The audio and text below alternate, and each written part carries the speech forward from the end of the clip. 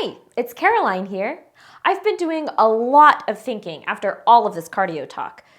How are you feeling about implementing cardio activities into your life? Does it seem doable, difficult, or even daunting to you? That's what I'm here to talk to you about today. I'm going to discuss all of the ways that we can start small by making those healthier lifestyle changes in our daily routines become habits. We will then get into defining a habit and moving into how to build healthy habits. From there, I'm going to teach you a healthy habit you can do on your own, checking your heart rate, something you will do with Coach Chloe before and after your workouts.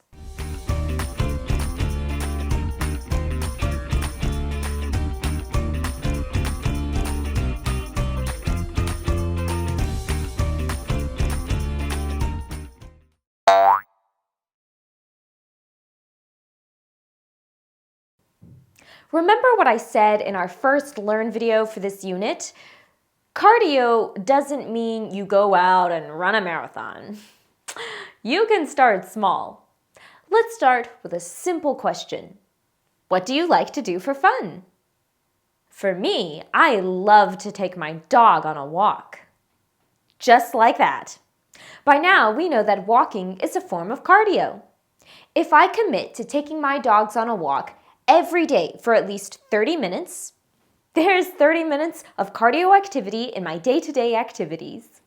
There are plenty of other things you can do as well, such as taking the stairs instead of an elevator or escalator anytime the opportunity arises. What about parking a bit farther away in a parking lot?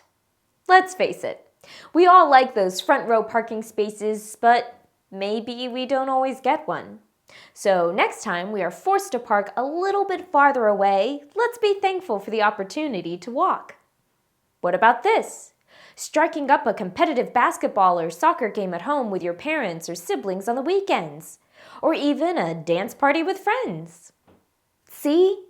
It is simple to start incorporating more cardio into your daily activities. There are plenty of opportunities all around you. Slowly but surely, these small things that you do will become a habit. Now, what exactly is a habit?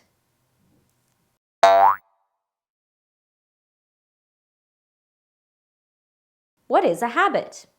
A habit is defined as something that you do often or regularly. Now, I don't know about you, but for me, sometimes the word habit is associated with negative actions, such as being told, "Don't bite your nails, that's a bad habit." I think it's important to first point out that the word habit is a neutral word, meaning neither negative or positive. We often associate good or bad with specific actions or habits, but truthfully, they are, as the definition provided, something that you do often or regularly. Now, I'm here to talk to you about specifically healthy habits, not those normal habits that you do on a regular basis, such as brushing your teeth or using the bathroom, because you do those often, right? I hope so. A healthy habit. Think along the lines of being physically active every single day. Making sure you eat fruits and vegetables every day. What about getting enough sleep? Do you eat breakfast every day? These are healthy habits that are recommended for everyone.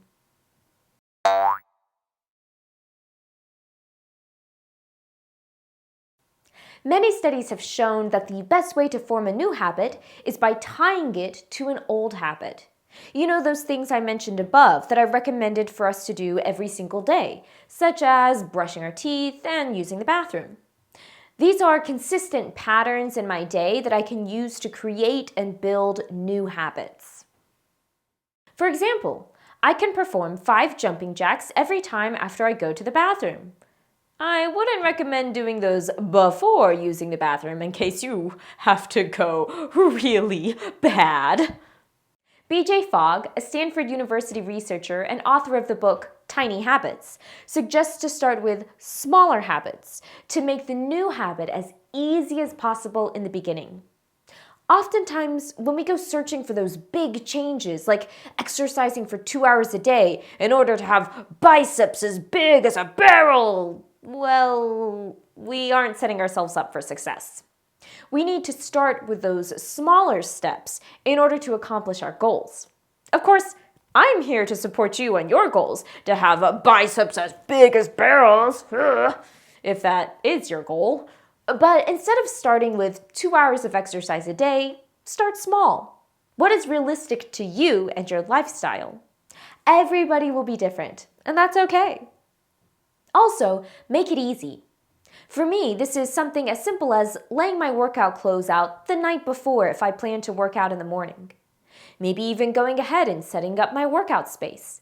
Jump rope, dumbbells, whatever equipment I might need is in my garage waiting for me. Most importantly, make it fun.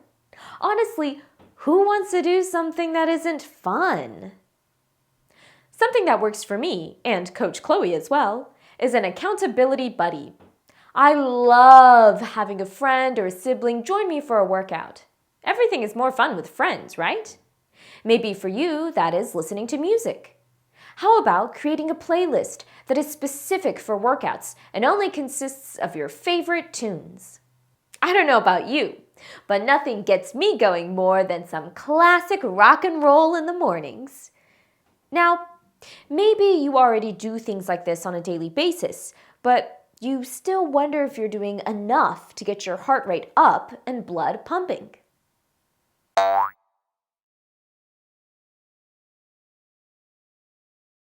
There's a simple way that you can check your own heart rate at home. Let's talk about how to check your heart rate. You can do this using your index and middle fingers of one hand and either your neck or your wrist. If you choose your wrist, start by holding out your non-dominant hand, palm facing up. Using your middle and index fingers together, press on the inside of your wrist towards the base of your thumb, right around that bone. You should feel a pulse. You may have to move your fingers around that area until you feel the pulse. To check your pulse at your neck, you will use the same 2 fingers, your middle and index fingers of your dominant hand. Press those 2 fingers into the side of your neck, just under your jawbone. This is just to the side of your windpipe or to the side of your Adam's apple. You should feel your pulse here as well. Once you have found your pulse, you want to count the beats for a set amount of time. We are looking for the beats per minute, meaning the amount of pulses you feel within 60 seconds. We are going to do some math to find out our beats per minute. Set a timer for 15 seconds. Staying still, count the number of beats in those 15 seconds. Once the 15 seconds is up, multiply that number by 4. That's your heart rate. It is ideal to do this a couple of times, at least until you get the hang of it. Let's try this together. Are you ready? 15 seconds starts now.